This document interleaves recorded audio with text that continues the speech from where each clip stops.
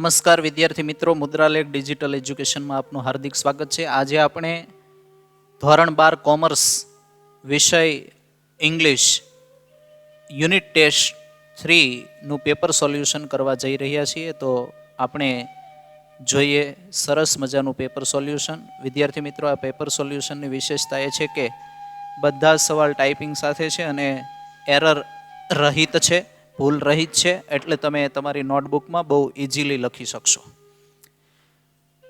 Section A જોઈ રહ્યા છીએ વિદ્યાર્થી મિત્રો. આપણે સેક્શન એની અંદર write whether the sentences are true or false.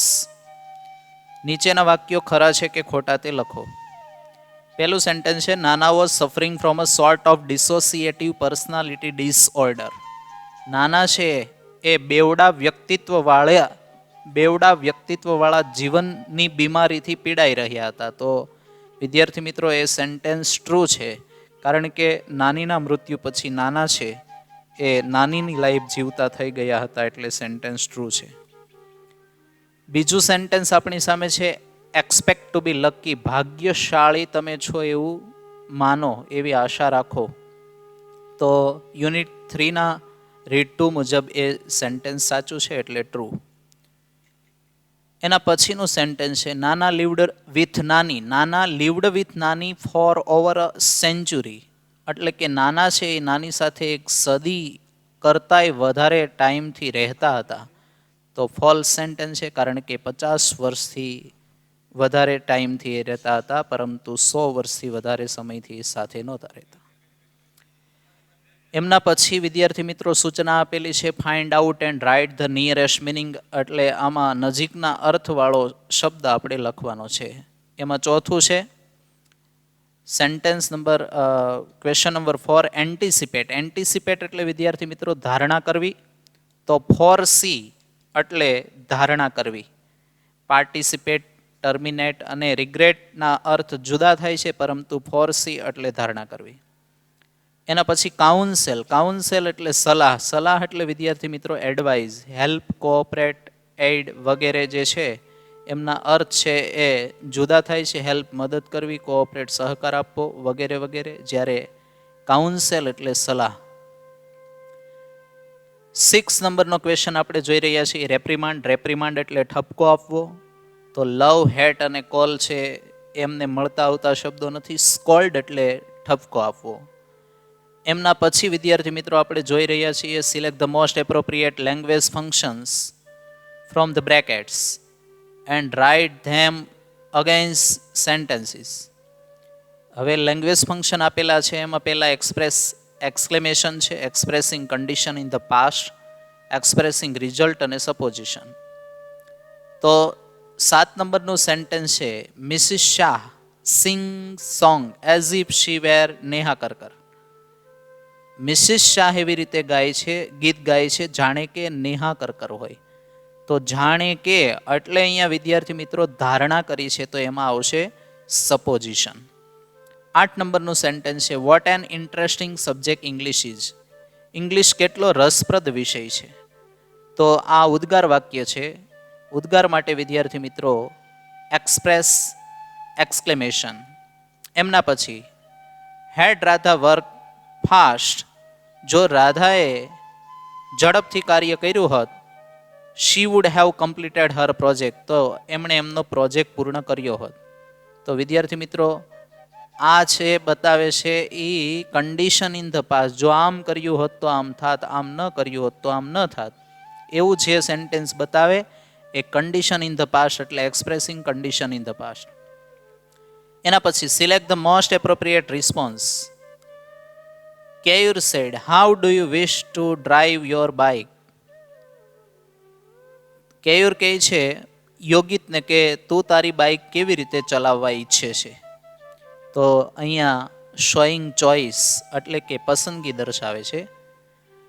તો વિદ્યાર્થી મિત્રો એની અંદર ધોવાળું સેન્ટેન્સ આપેલું છે, કોન્ટ્રાસ્ટ બતાવે છે. બી આવે નહીં. આઈ વિશ વાળું સેન્ટેન્સ. સી જે છે, I would rather drive my bike slowly than driving it fast. એટલે કે મારી બાઇક ઝડપથી ચલાવવાને બદલે હું ધીમેથી ચલાવવાનું પસંદ કરીશ. એટલે વુડ રાધર ને ધેન આવેલું છે, એટલે ચોઇસ બતાવે છે.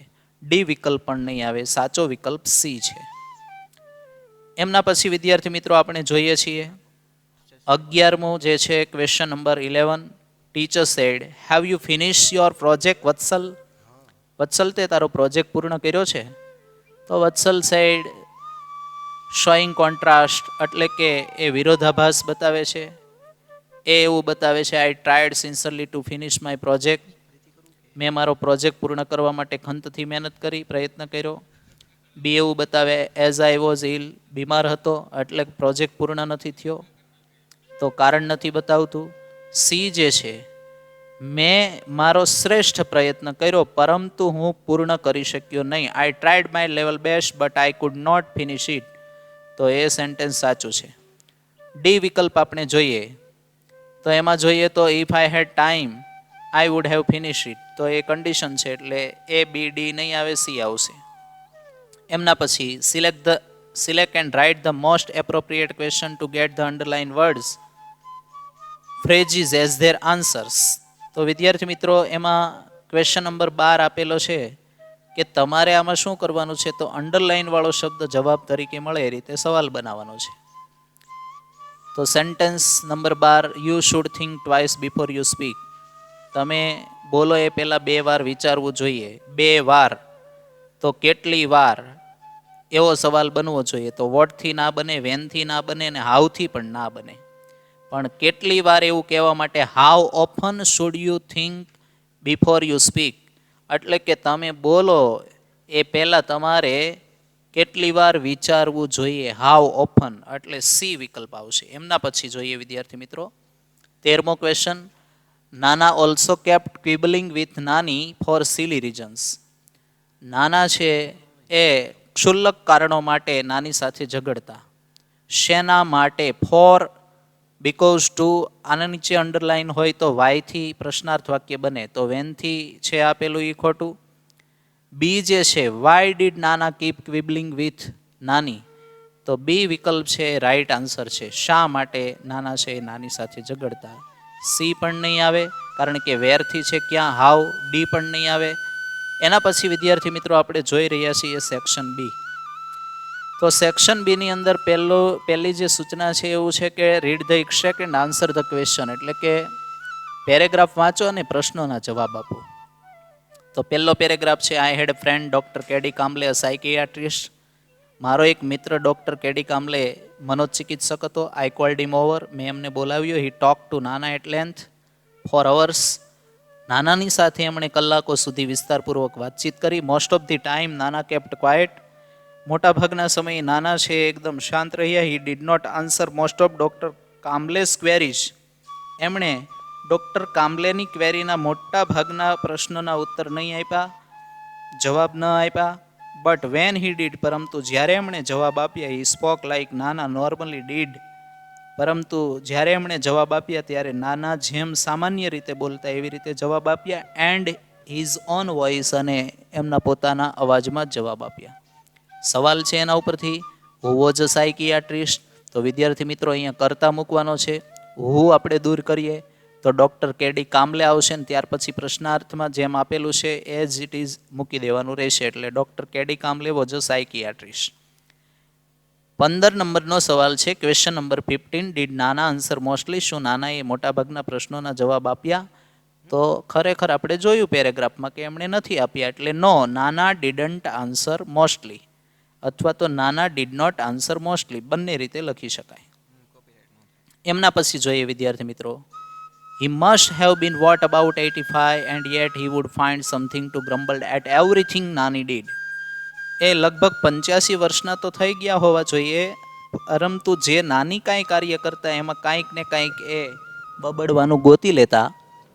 હી would keep quibbling with her, એની સાથે નાની ક્ષુલ્લક લડત ચાલુ રાખતા.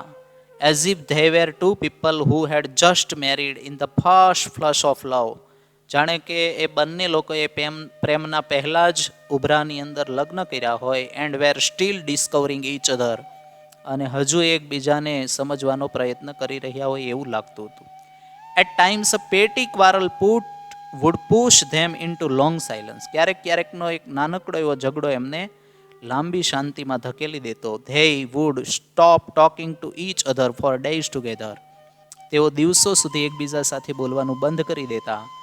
Van we would try to intervene, જ્યારે અમે દખલગીરી કરવાનો પ્રયત્ન કરતા. ઓલ નાના વુડ ક્વીપ, અને નાના છે એકાએક એવું બોલતા.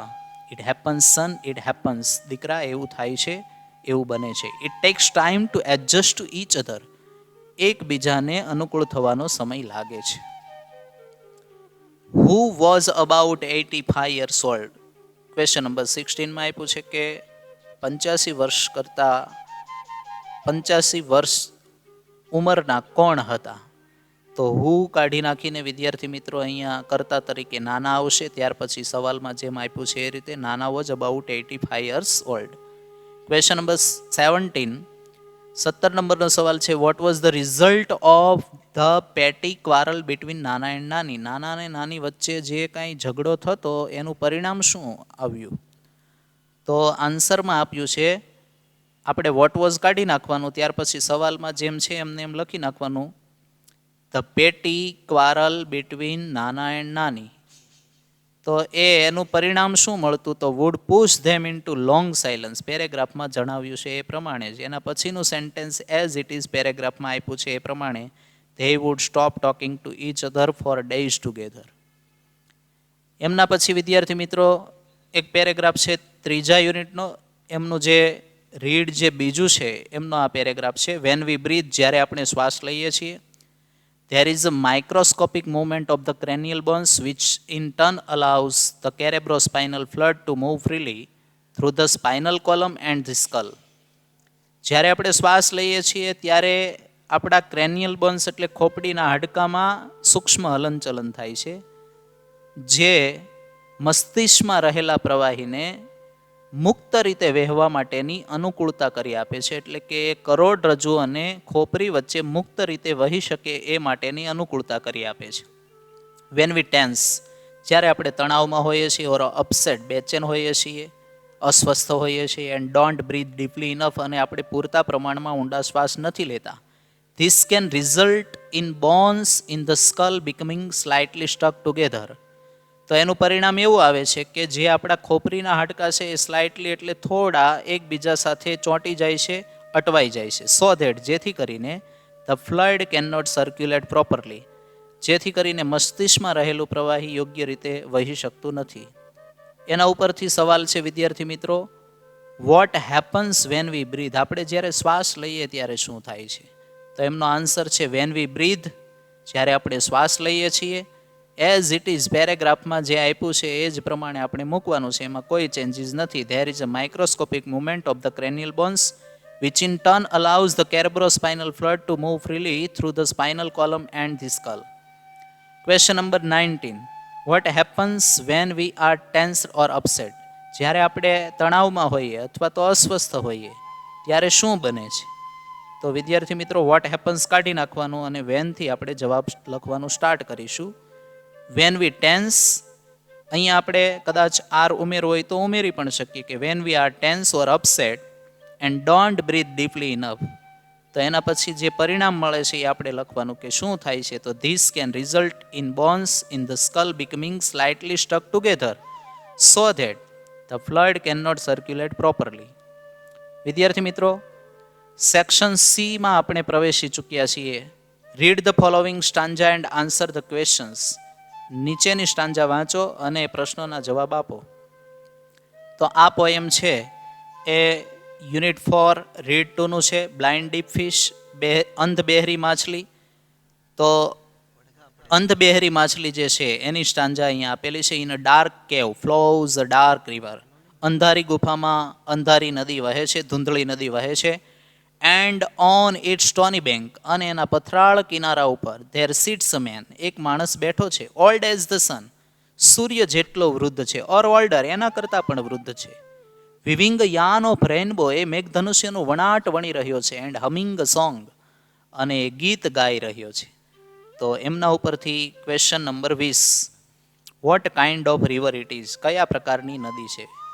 જોઈએ વિદ્યાર્થી મિત્રો આપણે વોટ કાઇન્ડ ઓફ એટલું કાઢી નાખવાનું છે અને કર્તાથી આપણે આન્સરની શરૂઆત કરવાની છે, એટલે ઈટ છે એ કર્તા છે, તો ઈટ, ત્યાર પછી ક્રિયાપદનું રૂપ ઇઝ, અને ઉપર આપણને જણાવ્યા પ્રમાણે it is a dark river. It is a dark river.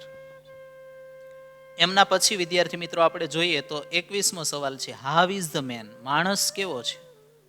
તો કર્તા તરીકે ધ મેન છે, એટલે પહેલા આપણે ધ મેન મૂકીશું, ત્યાર પછી ઇઝ મૂકીશું. ઓલ્ડ એઝ ધ સન, એટલે સૂર્ય જેટલો વૃદ્ધ છે, અથવા તો આપણને પોએમમાં એ પણ જણાવ્યું છે, ઓર ઓલ્ડર ધેન ધ સન, અથવા તો એ સૂર્ય કરતાં પણ વૃદ્ધ છે. તો વિદ્યાર્થી મિત્રો અહીંયા the man is as old am પણ લખી શકાય, કારણ કે પોઝિટિવ ડિગ્રી અને એના પછી છે comparative degree. Question number 22, what was the man doing? માણસ શું કરતો હતો? તો આપણને બતાવ્યું છે કે માણસ છે એ યાન વણી રહ્યો છે અને સોંગ ગાઈ રહ્યો છે. તો ધ મેન, ત્યારબાદ આપણને સવાલમાં વોઝ આપ્યું છે એટલે વોઝ મૂકી દઈશું, વિવિંગનું વિવિંગ મૂકશું, એટલે કે ડુઈંગ કે ડુ જ્યારે આપેલું હોય ત્યારે એ ન મૂકવાનું હોય, સીધી ક્રિયા મૂકવાની હોય, એટલે ધ મેન વોઝ વિવિંગ. પછી પોએમમાં જણાવ્યા પ્રમાણે જ a yarn of rainbow and humming a song. અને હવે પછી વિદ્યાર્થી મિત્રો અહીંયા એક સરસ મજાની શોર્ટ નોટ જે છે એ write a short note focusing on questions, એટલે કે પ્રશ્નો ઉપર ધ્યાન કેન્દ્રિત કરીને તમારે શોર્ટ નોટ લખવાની છે. જે શોર્ટ નોટનું ટાઇટલ છે ધ ટાઇટલ ધ એડજસ્ટમેન્ટ, એટલે કે એડજસ્ટમેન્ટ નામની આ શોર્ટ નોટ છે. પહેલો સવાલ એમાં છે, હાઉ ડીડ નાના બિહેવ વિથ નાની? કે નાના નાની સાથે કેવી રીતે વર્તન કરતા હતા? તો એ ઝઘડતા હતા, સાથે રહેતા હતા 50 વર્ષથી, એ બધું લખવાનું. એમના પછી હાઉ ડીડ નાની એડજસ્ટ વિથ નાના? નાની છે એ નાના સાથે કેવી રીતે એડજસ્ટ કર્યું? તો નાના છે એમની સાથે વારંવાર ઝઘડતા હતા, છતાંય નાની છે એ એમને ખૂબ સહન કરતા હતા. એ આપણે યુનિટમાં જોયું એ પ્રમાણે એમનો આન્સર લખવાનો. What was Nana's condition after Nani's death? નાનીના મૃત્યુ પછી નાનાની સ્થિતિ કેવી હતી? તો આપણે યુનિટમાં જોયું તે પ્રમાણે કે બેવડા વ્યક્તિત્વવાળું જીવન જીવી રહ્યા હતા, પોતાની જાતને નાની માની રહ્યા હતા, એ એમાં લખવાનું રહેશે. વોટ હેપન ટુ નાના? નાનાનું શું થયું? તો નાના છે એ સાવ સંપૂર્ણ રીતે બદલાઈ જાય છે અને એ નાનીની અંદર મોર્ફિંગ એટલે કે પરિવર્તન પામીને જીવવા લાગે છે. હાઉ ડીડ નાના એડજસ્ટ વિથ નાની? નાનાએ નાની સાથે કેવી રીતે એડજસ્ટમેન્ટ કરી લીધું, અનુકૂલન સાધી લીધું? તો એમાં વિદ્યાર્થી મિત્રો નાની જે કાંઈ ખાતા હતા એવું જ એમને ત્યારબાદ નાનીના મૃત્યુ પછી ખાવાની ટેવ પડી ગઈ કે એ રાયતું ખાતા હતા, તો એને પણ રાયતું ખાવું હતું. એમની પથારીમાં સૂઈ જતા હતા, ઇવન એના ક્લોઝ પણ એમણે પહેરેલા હતા. તો આ બધી વસ્તુ છે આમાં લખવાની રહેશે. વિદ્યાર્થી મિત્રો આપણે ખૂબ સરસ રીતે સોલ્યુશન કર્યું છે. તો આપણે હવે નેક્સ્ટ એક્ઝામમાં મળીશું.